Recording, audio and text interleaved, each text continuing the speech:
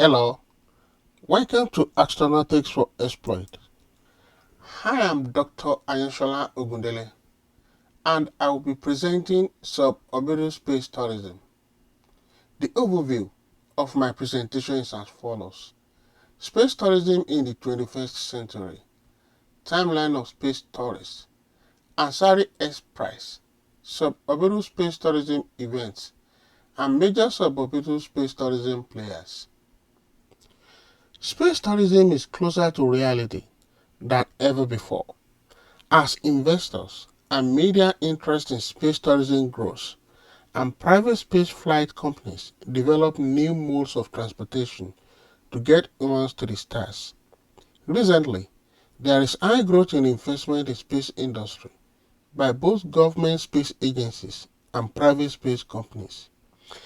In year 2020 alone, it was reported that investors poured in about $9 billion into the private companies which are either venturing into space to design their own rockets and spaceplanes or providing services and component parts into government space agencies. One of these investments is the suborbital space tourism. As a result of intensive research and development work and several years of trial launches, Virgin Galactic was able to launch its founder, Richard Branson, into space on July 11, 2021, and Jeff Bezos, founder of Blue Origin, was successfully launched on July 20, 2021, aboard his own private company. With these successful launches, plans to offer private suborbital space tourism to any space citizen willing to pay and go are becoming reality. According to the Federation Aeronautique Internationale, which maintains records for aeronautical activities, the official threshold of space is at an altitude of 100 kilometers, which corresponds to the Kármán line, the altitude where the air becomes so thin that an aircraft will need to exceed orbital velocity in order to support itself by aerodynamic lift alone.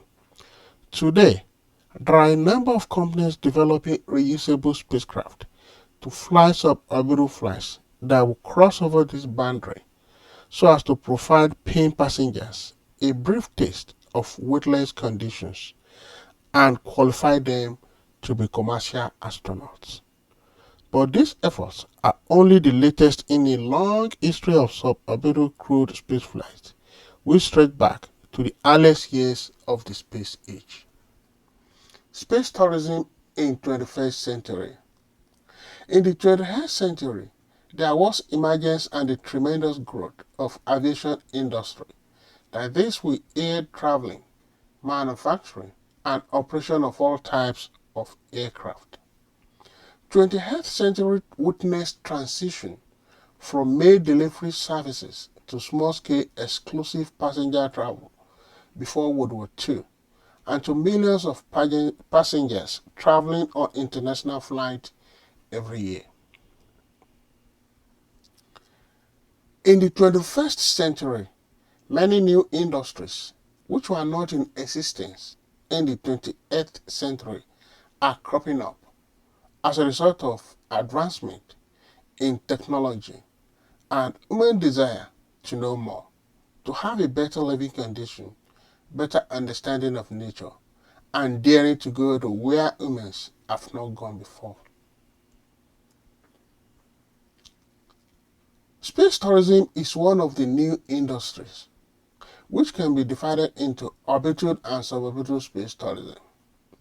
The space tourism is creating opportunities for businesses, employment, and ability for civilians to travel to space, which was exclusive to government's capacity and funding before. Civilian space travel industry. The emergence and growing of space tourism also refers to a civilian space travel industry, is imitating to some extent the emergence and growth of aviation industry that occurred in the 28th century.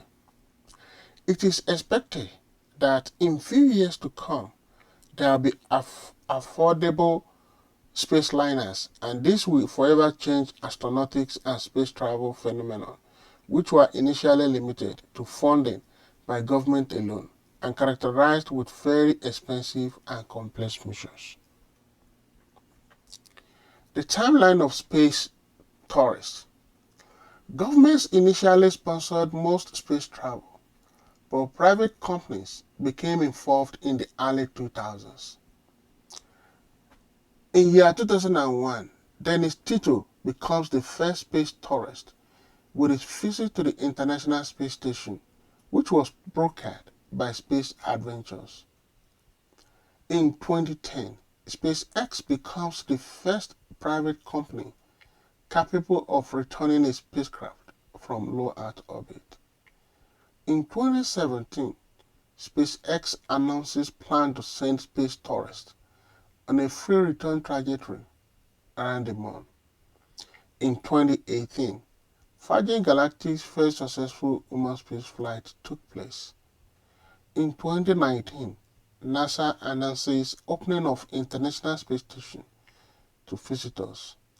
And in 2021 and beyond, additional suborbital flights and visits to the International Space Station are being planned.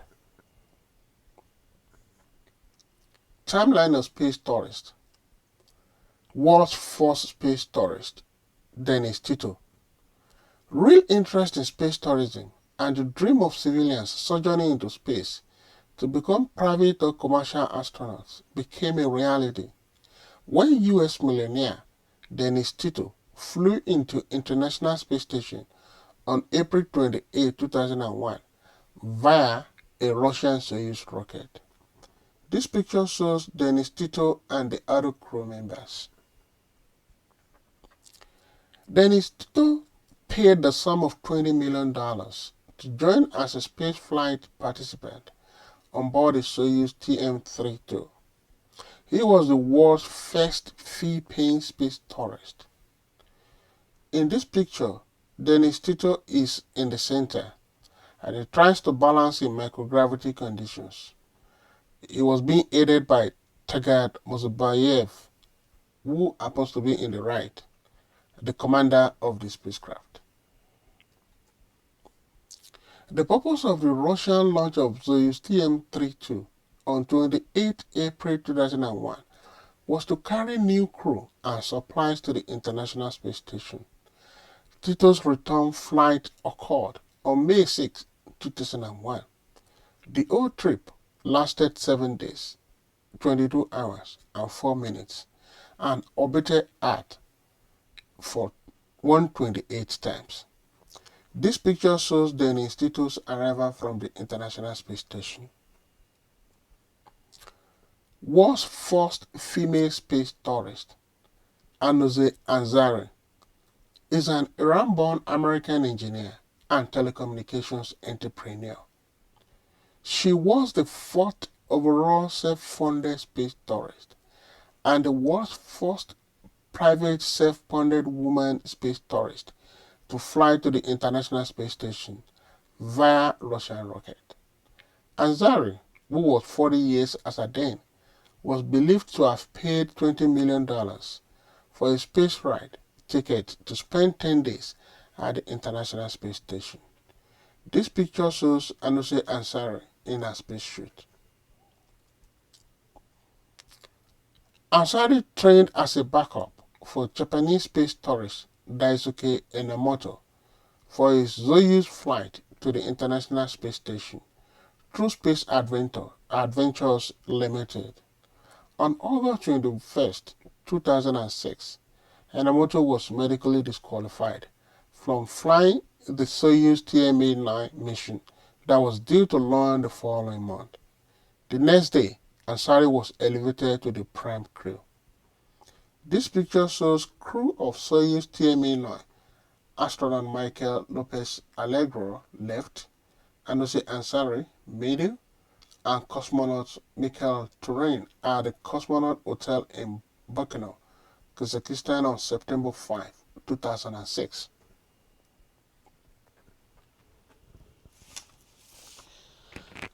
When Ansari was asked about what she hoped to achieve on her space flight, she said, and I quote, "I hope to inspire everyone, especially young people, women, and young girls all over the world and the Middle Eastern countries that do not provide women with the same opportunities as men to not give up their dreams and to pursue them. It may seem impossible to them at times, but I believe they can realize their dreams if they keep it in their hearts, nurture it, and look for opportunities and make those opportunities happen." Ansari lifted off on the Soyuz 2ME-9 mission with Commander Russian cosmonaut Michael Terrin and flight engineer NASA astronaut Michael Lopez Allegra at about 04:59 UTC on Monday, September 18, 2006, from Baku, Kazakhstan. The spacecraft docked with the International Space Station on Wednesday, September 20, 2006, at about 05:21 UTC. Ansari landed safely aboard Soyuz TMA-8 on September 29, 2006, at about 01:13 UTC. While at the International Space Station, Ansari performed the following experiments: researching the mechanisms behind anemia, how changes in muscles influence lower back pain, and consequences of space radiation on International Space Station crew members and different species of microbes that have made a home for themselves on the space station. This picture shows Ansari holding a plant grown in the Vesda service module of the International Space Station.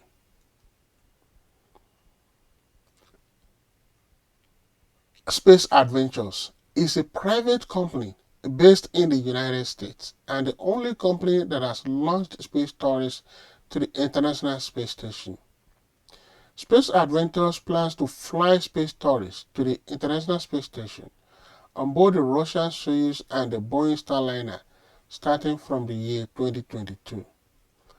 It also plans to work with SpaceX to take commercial passengers into low Earth orbit. This picture shows Mark Shuttleworth, second self-funded space tourist and the first South African in space, entering the functional cargo block's pressurized adapter on the International Space Station on April 27, 2002. Between 2001 and 2009, Between 2001 and 2009, Space Adventures transported 7 space tourists to the International Space Station aboard a Russian Soyuz spacecraft as ride-alongs on planned missions. The passenger fees were reported to be in the range of $20 million.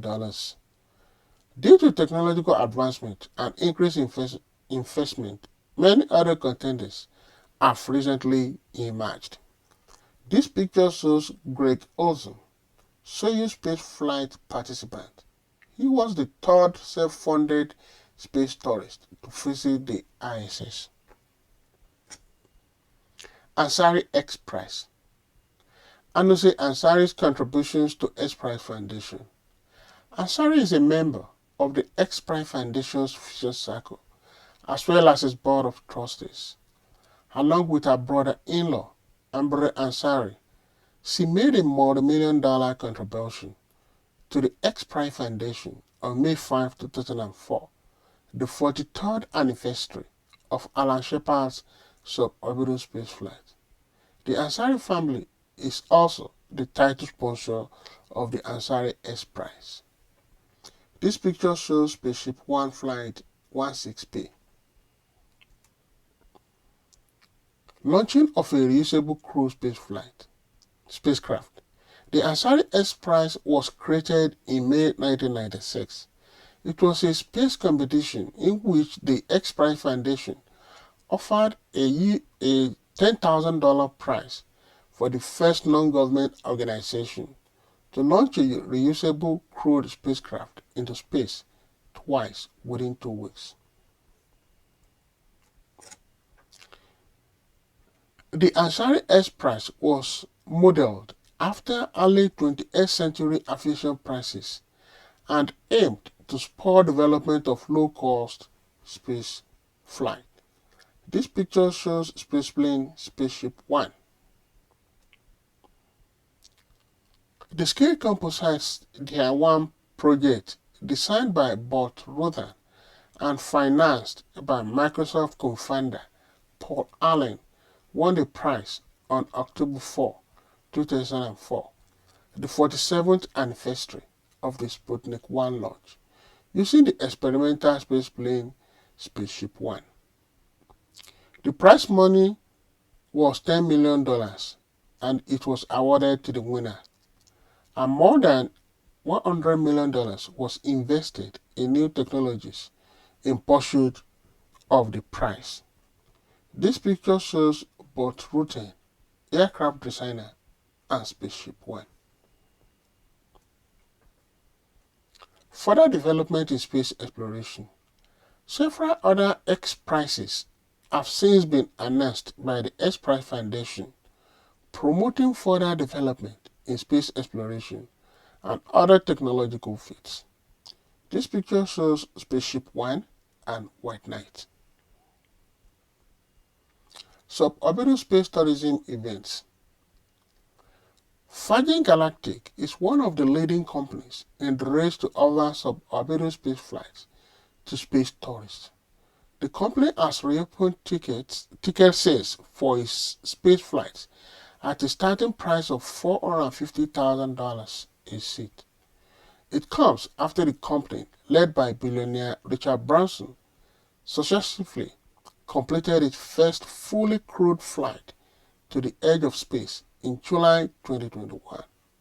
This picture shows Virgin Galactic's space tourism rocket plane Spaceship Two, returning after a test flight in California on December 13, 2018. The Virgin Galactic firm hopes to start commercial flights next year after completing several more test missions. Tickets had previously been sold for $250,000 apiece, but was stopped in 2014 after a fatal accident. Virgin Galactic is currently flying with Blue Origin, which is being run by Amazon's Jeff Bezos, and SpaceX, owned by Tesla's Elon Musk, to develop a space tourism market. This picture shows Virgin Galactic rocket plane, the White Knight 2 carrier airplane with Spaceship Two passenger craft, taken off from Mojave Air and spaceport in Mojave, California. Blue Origin is a private spaceflight company started by Amazon.com founder Jeff Bezos in 2000. It is one of the leading companies in the race to offer suborbital flights to space tourists. It plans to take space tourists aloft using New Shepard and also aims to launch people and payloads to orbit using a new rocket still under development, which is referred to as New Glenn.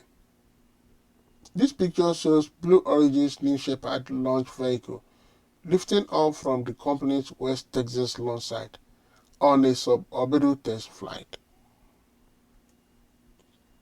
Blue Origin is now reserving civilian seats for 11-minute suborbital flights on New Shepard, a reusable launch vehicle.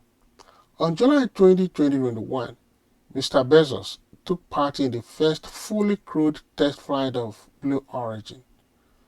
Blue Origin hasn't announced prices. The anonymous winner of a public auction for a seat on the first crew flight paid the sum of $28 million, but decided to defy his trip. This picture shows Blue Origin crew capsule. Major suborbital space tourism players. The two major suborbital space tourism companies, which are presently the major players, are Blue Origin and Virgin Galactic. They are offering short suborbital hops of a few minutes. Blue Origin was founded by Jeff Bezos, while Virgin Galactic was founded by Richard Branson. The picture to the left shows Blue Origin founder Jeff Bezos, while that to the right shows Virgin Galactic founder Richard Branson. Blue Origin. First crewed New Shepard mission, a suborbital mission, occurred on July 20, 2021. Jeff Bezos, his brother Mark, pioneering aviator Wally Funk, and 18-year-old Oliver Damon were launched on this day. This picture shows Jeff Bezos and his crewmates. From left, we have Oliver Damon, 18, Bezos, Wally Funk, 82, and Mark Bezos at the landing pad after they flew on Blue Origin's inaugural flight to the edge of space in the nearby town of Van Horn, Texas, United States, on July 20, 2021. There were no test pilots or flight engineers for the flights carrying the 4 private citizens, who the suborbital spaceflight services company called commercial astronauts. It was reported that Blue Origin will perform 2 more crewed flights this year, 2021, and in 2022 will perform more crewed flights. This picture shows Blue Origin founder Jeff Bezos with the crew capsule. Jeff Bezos became the second billionaire to ride his own spacecraft, which was entirely automated, unlike Branson's Virgin Galactic rocket plane that required 2 pilots to get him to the space on July 11, 2021, near Truth or Consequences, New Mexico. This picture shows Blue Origin crew capsule. Virgin Galactic. On July 11, 2021, Virgin Galactic's passenger rocket plane, VSS Unity, powered by twin fuselage carrier jet dubbed VMS Eve, takes off with Richard Branson and his crew for travel to the edge of space at Spaceport America, near Truth or Consequences, New Mexico. This picture shows Virgin Galactic founder Richard Branson along with the crew launched to space on July 11, 2021. U.S. authorities gave Virgin Galactic permission to take paying customers to space. Its license was enhanced by the U.S. Federal Aviation Administration so as to allow a full commercial launch after a successful test flight. This picture shows Virgin Galactic's passenger rocket plane VSS Unity, which carried Richard Branson and his crew, lands after reaching the edge of space about Spaceport America, near Truth or Consequences, New Mexico, on July 11, 2021. Blue Origin and Virgin Galactic vehicles oddities. Blue Origin used a crew-containing capsule mounted on top of a rocket. The spacecraft traveled 3 times the speed of sound. When it reached an altitude of about 45 miles, the fuel-carrying booster was shut down and the capsule was released and reached a height of 62 miles. The Virgin Galactic spacecraft also surpassed the 50-mile altitude, recognized as the boundary of space by NASA and the Federal Aviation Administration, but another aircraft had to carry it about 45,000 feet before a rocket engine carried the then released spacecraft into space. Blue Origin versus Virgin Galactic vehicles takeoff. Blue Origin's New Shepard rocket. New Shepard spacecraft has a detachable capsule that goes to space. New Shepard rocket and capsule combo shoot from a launch pad into suborbit together before the capsule separates. It takes off vertically, and the crew capsule detaches and crosses the Kármán line, 62 miles or 100 kilometers in altitude, before falling back to Earth with 3 parachutes. This picture shows New Shepard taking off. Virgin Galactic carrier plane. The VSS Unity spaceplane was launched into suborbit by another plane. The craft is lifted to altitude by a carrier aircraft referred to as VMS Eve. Virgin Galactic uses a massive carrier plane which takes off from a horizontal runway, then drops a rocket-powered spaceplane. This in turn soars to over 50 miles altitude before gliding back. After being in suborbital space for a few minutes, the VSS Unity lands back on Earth on a runway like a plane. This picture shows VSS Unity and Virgin Galactic mothership VMS Eve taking off. Blue Origin vs Virgin Galactic vehicles landing. New Shepard rocket and capsule flying autonomously, which means they don't need pilot. New Shepard lands via parachute.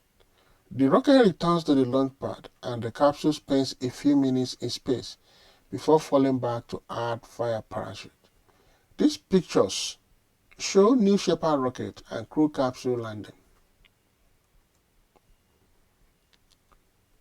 Virgin Galactic carrier plane. After being in suborbital space for a few minutes, the VSS Unity lands back on Earth on a runway like a plane. The VSS Unity spaceplane requires 2 pilots and can have up to 4 passengers. These pictures show VSS Unity and Virgin Galactic mothership VMS Eve landing on Earth. Physical requirements.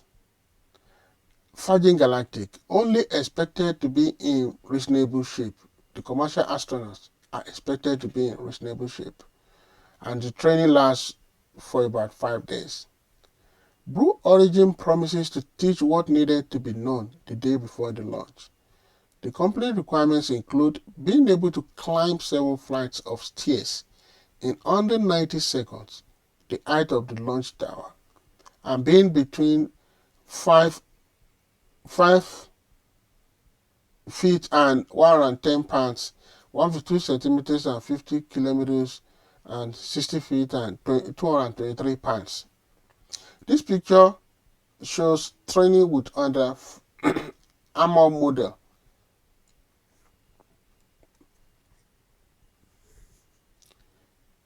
Virgin Galactic VSS Unity more closely resembles the space shuttle, but still very unique. The cabin is up front and features 6 seats with plenty of windows for passengers to enjoy the view as they leave Earth. These feather mechanisms allow the wings to extend as they did at takeoff and contract as they did when it was time to come down. This picture shows Virgin Galactic Unity. Spaceships comparison. Blue Origin New Shepard. The cabin sits on top of the rocket, which has fins at the top and bottom to guide its course. The capsule is entirely automated, unlike Richard Branson's Virgin Galactic rocket plane that required 2 pilots. Its crew flight with Bezos on board, his brother and a 2-year-old aviation pioneer and teenage tourist took off from West Texas on July 20, 2021. This picture shows Blue Origin New Shepard. Virgin Galactic VSS Unity vs New Shepard. The most significant differences is the method of reaching the threshold of space. VSS Unity hitched a ride on Virgin's twin fuselage carrier jet called VMS Eve. New Shepard, the ship Bezos used for his suborbital flight, was launched more like a traditional rocket. These pictures show Virgin Galactic spaceship, VSS Unity, and New Shepard rocket. This picture shows comparison of Virgin Galactic VSS Unity and Blue Origin New Shepard. VSS Unity will be released by White Knight 2 at 15,000 meters, and the VSS Unity length is 18.3 meters, wingspan 8.2 meters, pilots 2 and passengers 4. For the New Shepard, the length is 18 meters, the diameter is 3 to 3.5 meters, fueled by liquid oxygen and hydrogen. The capsule is pressurized with the largest windows for passengers in space. This picture shows Virgin Galactic versus Blue Origin. For the Virgin Galactic, there's boost and supersonic ascent, then to the apogee, engine shut off and gliding descent. The Blue Origin, there's lift off, capsule separation, free flight 3 minutes of microgravity, booster landing on landing pad, and descent brake deploy parachutes for landing in the desert.